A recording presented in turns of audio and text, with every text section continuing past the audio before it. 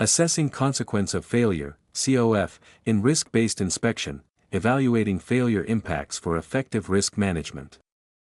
Introduction to consequence of failure, COF, purpose and role of COF in risk-based inspection.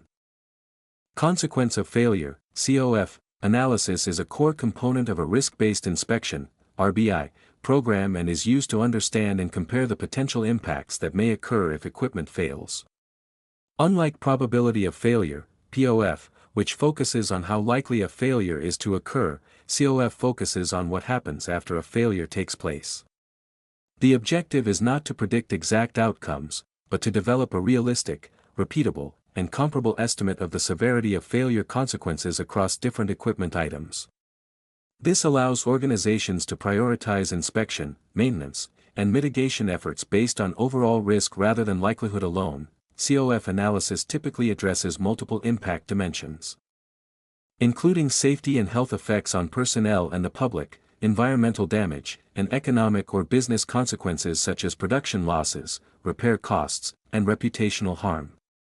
In practice, plant inspectors and inspection engineers often manage risk by influencing POF through inspection planning, while COF is more strongly influenced by design choices, process conditions, safeguards, and emergency response capabilities. Management and process safety teams therefore use COF analysis to evaluate opportunities to reduce consequences through mitigation measures, operational changes, or system redesign. A key value of COF analysis is its ability to discriminate between equipment items with similar likelihoods of failure but very different outcomes.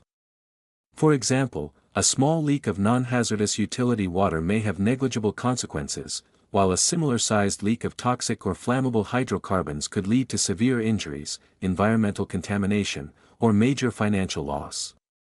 COF analysis supports consistent risk ranking, helps justify investment in safeguards, and ensures that high-consequence scenarios receive appropriate attention even if their probability is relatively low.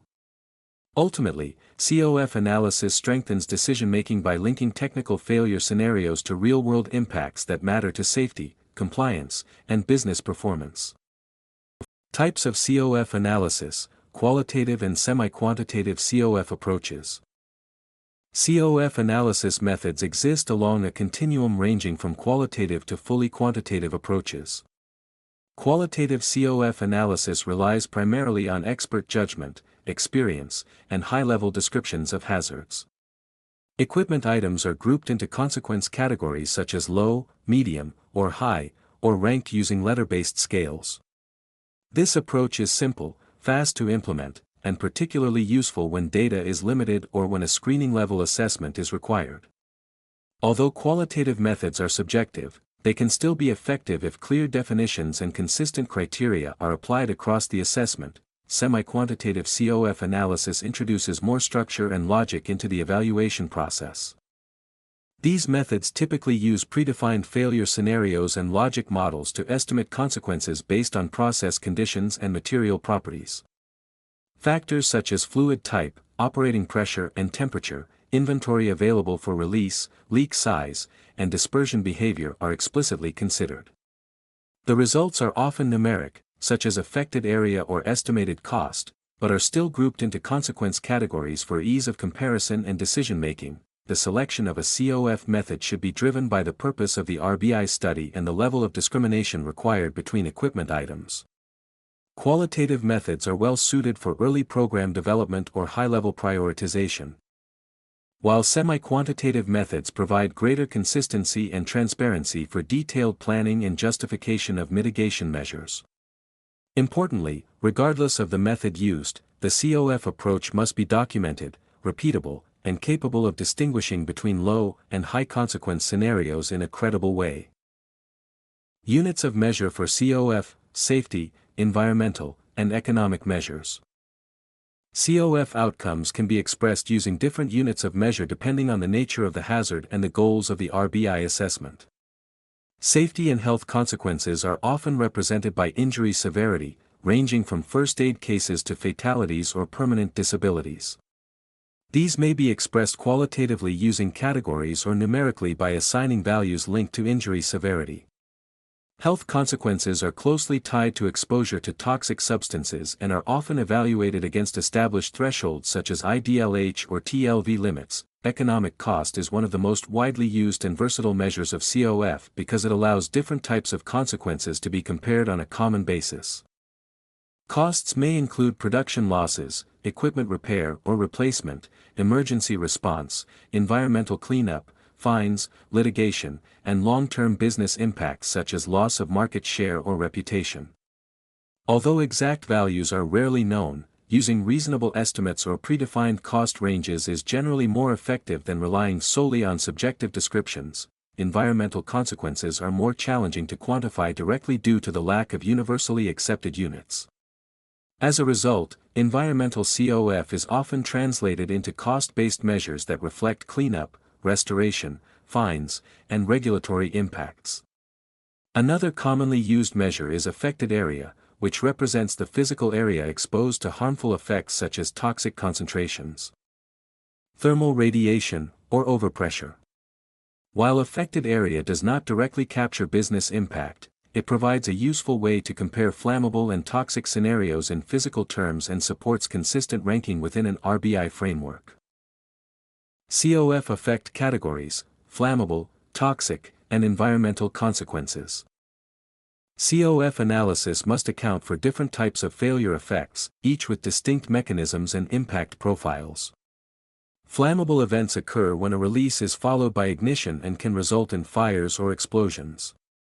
These events cause damage through thermal radiation and blast overpressure, with impacts ranging from localized equipment damage to widespread structural failure and multiple injuries. Common flammable scenarios include pool fires, jet fires, vapor cloud explosions, flash fires, and bleave events. Toxic releases differ from flammable events in that they do not require ignition to cause harm. Instead, personnel and public safety impacts arise from exposure to hazardous concentrations of toxic substances. Toxic consequences can extend over larger distances than thermal effects, making population density, dispersion conditions, and detection and mitigation systems critical factors. RBI programs typically focus on acute toxic risks that pose immediate danger rather than long-term chronic exposure. Environmental consequences arise from both liquid and gaseous releases and may involve contamination of soil, groundwater, surface water, or air. These impacts are influenced by the volume released, containment systems, sensitivity of affected resources, and regulatory requirements. Environmental COF often carries significant financial implications due to cleanup costs, fines, and legal liabilities. A comprehensive COF assessment ensures that all relevant effect categories are considered together, providing a balanced understanding of how a single failure can affect safety, the environment, and business continuity. Determining and ranking COF estimation steps and keys for success. The determination of COF is typically performed through a structured, scenario-based process. The first step involves estimating the release rate based on the assumed failure mode and equivalent hole size. This is followed by estimating the total volume of fluid released, taking into account available inventory and isolation effectiveness. The analyst then determines whether the release is instantaneous or continuous and whether the fluid disperses as a gas or liquid under ambient conditions. Next, the impacts of existing mitigation systems such as detection, isolation, fire protection, and emergency response are considered. These safeguards can significantly reduce the severity of consequences and must be realistically credited. Finally, the overall consequences are estimated across safety, environmental, and business dimensions.